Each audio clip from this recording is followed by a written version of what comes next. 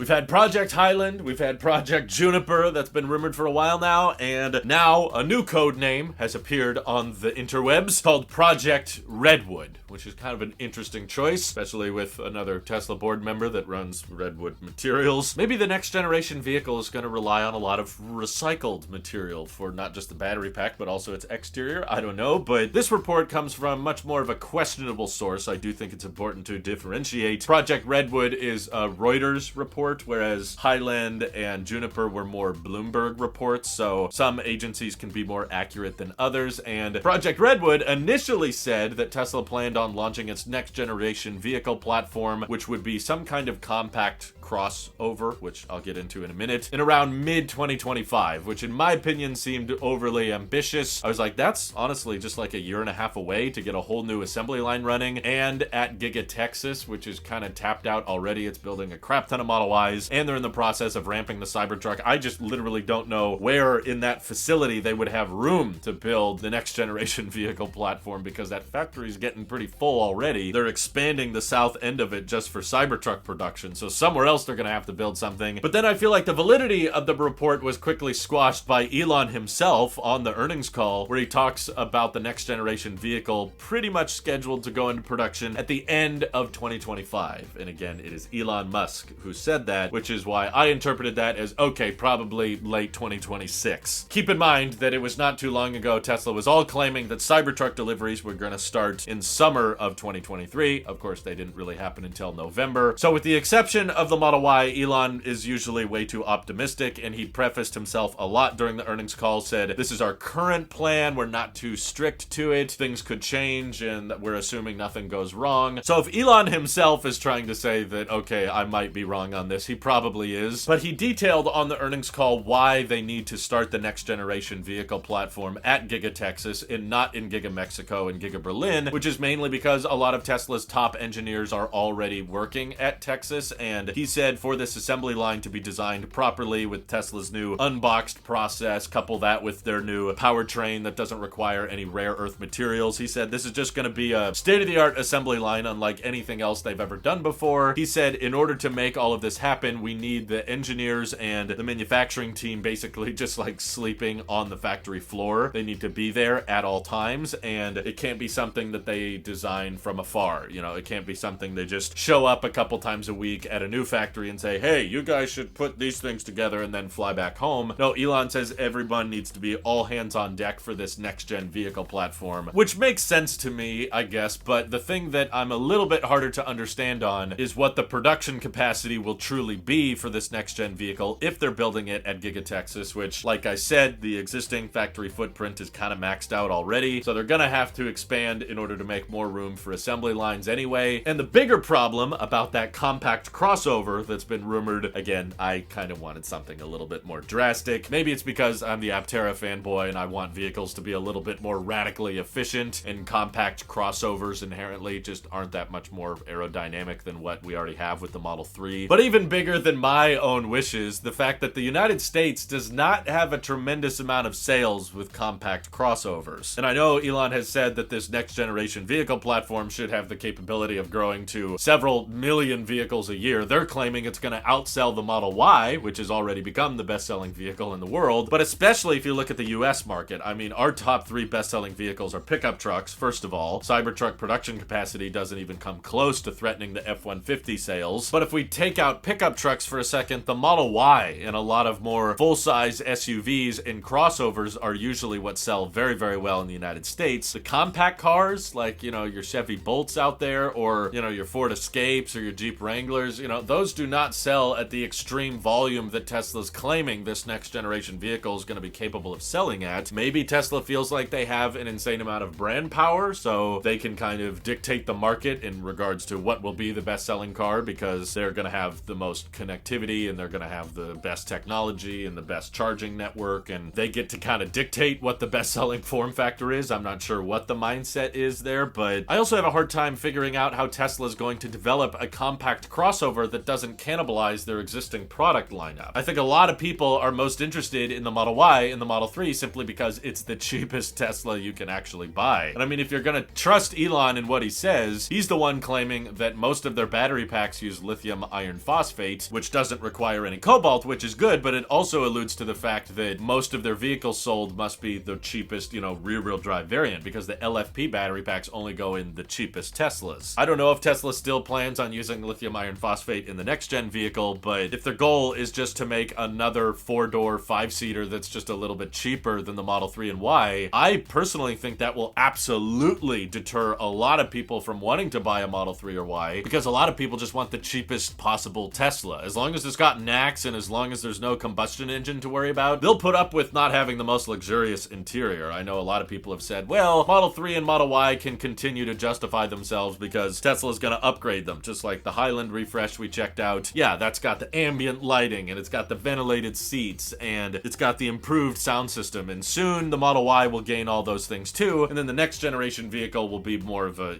Corolla style, bare bones, not have a lot of fancy features. Maybe it'll be a smaller display, maybe it won't have ventilated seating, and maybe it won't have the best, road noise or the most storage space on the inside, but it will be more affordable. Yeah, I'm sorry, I still genuinely think a lot less people would be interested in a Model Y or 3 if they knew that a cheaper Tesla were to come along. And the main reason I wanted to talk about Project Redwood today is to continue my tempering of expectations like I did for the Cybertruck for so long. I tried to warn y'all. A lot of people still didn't want to believe me when I said the Cybertruck is not going to have as good a range as they originally said, and the price is not going to be anywhere close to what they claimed. A lot of people still kept their hopes up and saying, no, Drew doesn't know what he's talking about. Elon always promises on what he says he's going to do. Never bet against Elon Musk. And then it turns out, yeah, instead of a 500-mile range Cybertruck for $70,000, you're getting a barely 300-mile range Cybertruck for $100,000. And I tried to tell you time and time again that was going to happen, and no one believed me. So I'm hoping I get a little bit more credit now for being right about the Cybertruck in regards to Project Redwood in the next generation vehicle platform, which is that it's not going to be $25,000. And I'm kind of sick of hearing that number thrown around left and right, because Tesla hasn't even really been promising that in recent history. They're a company that changes their mind left and right all the time. They're constantly like, oh yeah, I know we said this one thing, but 3 months later we figured out that didn't make sense, so we changed our mind later and brought it back, or got rid of it after we said we weren't going to do it. They're such a dynamic company, which is good if you want to move fast and roll with the punches, but the downside of that is that you rarely stick to your promises. Like, Battery Day was really exciting and I loved watching it when it happened, but pretty much none of the promises of Battery Day were fulfilled. They said they would do a Plaid Plus Model S that would get over 500 miles of range. That didn't happen. They said the 4680s would allow for a 20 to 30% range increase. That did not happen. They said they expect to launch a $25,000 vehicle in 2023, which obviously did not happen. And yet people are still clinging on to that one price point and assuming that, oh yeah, well, if Tesla makes a next-gen vehicle car, it has to cost $25,000, like Tesla is somehow locked into that pricing structure. They really aren't. I'm not saying that the next-gen vehicle will never cost $25K, but it definitely won't launch at $25K. In the same regard that Tesla said the Model 3 would cost $35,000, it eventually kind of did with an off-menu option, but it took them several years of production to actually get to that point. Same thing with the Model Y. They originally said it would start at $39,000, and it took them 3-4 years of production before it actually did, and some incentives kind of helped them get there. So even if Tesla is hard at work at the next generation vehicle platform with this unboxed process, even if the design is somewhat radical and there's a lot of hype behind it, remember, just like the Cybertruck, production always starts fairly low. There's not a lot of unit volume to begin with, and when there's a lot of demand at the start of everything, that drives the price up. That's why the Cybertruck is still so expensive with its whole Foundation series thing. And over time, after 2 to 3 years of production, I do expect Cybertruck prices to come quite a bit down. But with the next-gen vehicle platform, especially if it has so much functionality in line with the Model 3 and Y, still has 4 doors, still sits 4 or 5 people, I really don't expect the launch price to be all that different from what we're already seeing with the Model 3 and Y. Probably launch around $40,000 and then hopefully qualifies for the $7,500 tax credit. That brings it down to $32,500. Still pretty good, but probably by then you'll be cross-shopping the next-gen vehicle with a used Model 3 refresh or Model Y refresh, which you'll probably be able to pay just a couple grand more for, and you'll get the ambient lighting, the better display, the better sound system, the ventilated seats, and the rear-mounted display, and all those advantages. I just want to preface to people that there's not going to be this sudden,